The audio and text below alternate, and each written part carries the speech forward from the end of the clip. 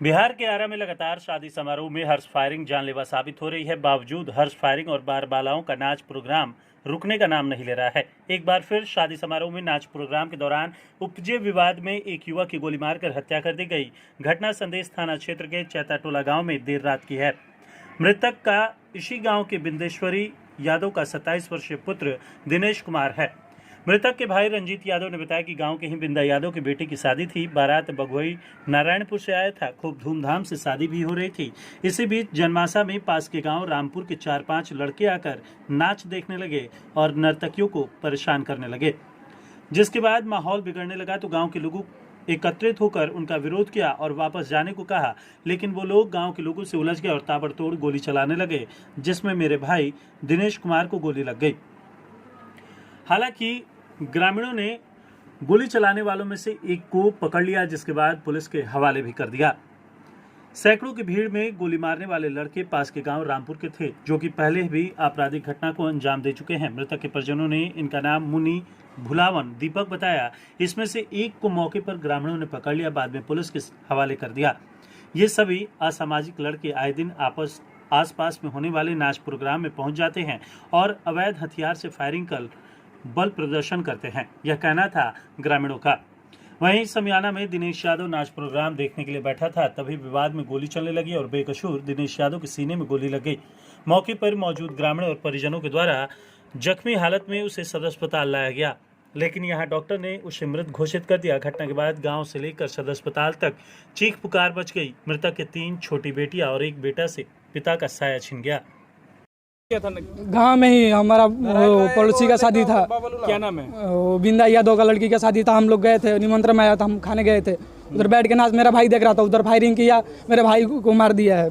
मैंने कौन लोग फायरिंग कर रहा था? और रामपुर गांव का है, निवासी है, कलू यादव के भाई और 2-3 उसको बगल के पड़ोसी हैं, वो भुलावन मुनि दीपक और 2-4 लड़के हैं उनको, जिसका नाम मैं जानता हूँ, पहचानता हूँ, सबको नाम मैं दूंगा। राउंड फायरिंग किया था? 5-6 राउंड हुआ है। उसी में लग गया है? हाँ, उसी में लग गया है। स्टेज के आगे बैठे हो? नहीं यार, समयाना में बीच में बैठा हुआ था मेरा भाई। अच्छा, वही फायरिंग कर रहा था? हाँ, वही फायरिंग हो रहा था। शराब के नशा में था क्या? नहीं, नशा में नहीं था, वो रंगबाजी कर रहा था। रंगबाजी मतलब वो अपने आप को दिखाता है, दबदबा बनाना चाहता था उसको।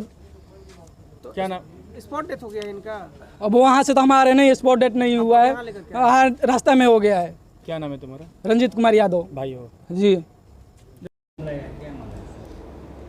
देखिए, अभी एक बॉडी लाया गया था लोगों द्वारा, तो इसको जांच करने के बाद मृत पाया गया है। मैंने जांच किया तो मृत पाया। कहाँ का था सर? ये संदेश थाना का बोल रहे हैं, चैताटोला गांव का नाम बता रहे हैं। मैंने अभी पुलिस को इन्फॉर्म करने के लिए ओडी लिख दिया है। डॉक्टर रवि रंजन।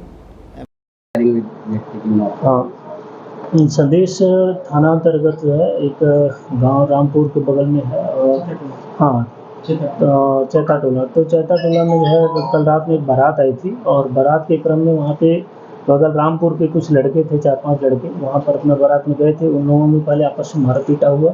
मारापीटी में जो भी उसने हर फायरिंग को लेकर ये लोग अपना कुछ हथियार से जो है छीना झपटी किए, और उसी भाग दौड़ में जो है आपस में उनकी जो खींचातानी हुई, और एक अपराधी ने जो गोली चलाई, उससे जो है एक लड़के को गोली लगी सीने में, और बाद में वो हॉस्पिटल में जो इलाज के क्रम में उसकी मृत्यु हो गई।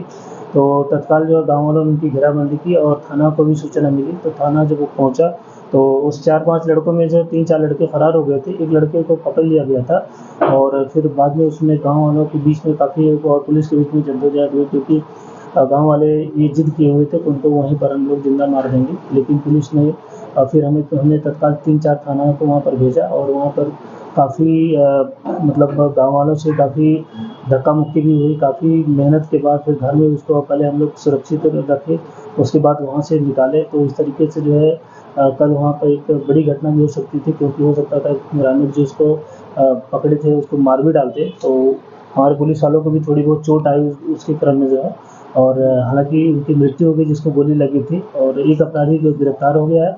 बाकी 3-4 अपराधियों का नाम हमें मिल गया है, हम लोग गिरफ्तारी के लिए हमारी टीम छापामारी भी कर रही है। और साथ में आप लोगों ने देखा होगा जैसे मुखिया वाले जो पति हत्याकांड था उसमें हम लोगों ने त्वरित रूप से कुर्की की थी 4 से 5 दिन में। तो इसमें भी हम लोग बात कर रहे हैं मैक्सिमम 4 से 5 दिन में हम लोग जो है एक तो गिरफ्तारी करेंगे, और अगर गिरफ्तारी में विलम्ब होता है किसी प्रकार से अगर ये फरार होते हैं तो इनको 3 से 4 दिन में इनकी जो है सभी अपराधियों की इसमें कुर्की की जाएगी, बढ़िया से कुर्की की जाएगी, जो एक उदाहरण स्वरूप होगा। और ऐसे भी किसी भी क्रिमिनल का जो है मनोबल किसी भी तरीके से नहीं बढ़ने दिया जाएगा।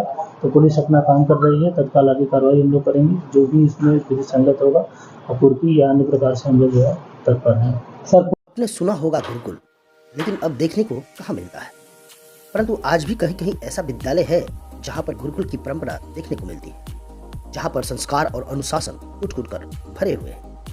आरा में मझौआ स्थित संभावना आवासीय उच्च विद्यालय इसका जीता जागता उदाहरण है, जहाँ पर शिक्षा के साथ साथ संस्कार और अनुशासन बच्चों के अंदर कूट-कूट कर भरे जाते हैं, जहाँ पर बच्चों के अंदर आत्मनिर्भरता और सादगी के गुण पिरोए जाते हैं। स्वच्छ वातावरण, सुंदर माहौल, अनुशासन, संस्कार और सादगी का प्रतीक संभावना आवासीय उच्च विद्यालय कुशल शिक्षकों के नेतृत्व में शिक्षा के साथ साथ extra curriculum, sports, music, arts, yoga, PT etc बच्चों को सिखाए जाते हैं, जहां पर हर वर्ग के अभिभावक अपने बच्चों को आसानी से पढ़ा सकते हैं। संभावना आवासीय उच्च विद्यालय मझौआ।